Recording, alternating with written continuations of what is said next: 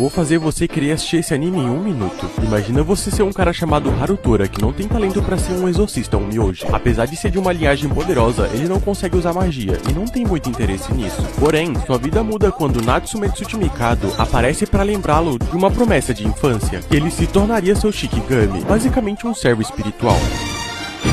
Enquanto estava com seu doguinho, Harutora viu na televisão um dos 12 generais em ação, que é do alto escalão dos exorcistas ou myojis lidando facilmente com o caso. Certa noite, em um festival onde Harutora estava com seus amigos Koji e Hokuto, uma garota misteriosa apareceu e descobriu que Harutora é da família Tsujimikado, a mesma de Natsume. Além dessa descoberta, descobrimos que a garota se chama Suzuka Dairenji, uma dos 12 generais divinos. Mas, de repente, surge o departamento de onmyojis do Japão atrás dela. Mas não foi um problema pra ela, e logo virou um problema pra Hokuto, que viu a garota beijando ele. E o melhor, o nome do anime tá nos comentários. Mas e aí, o que vocês acharam desse anime?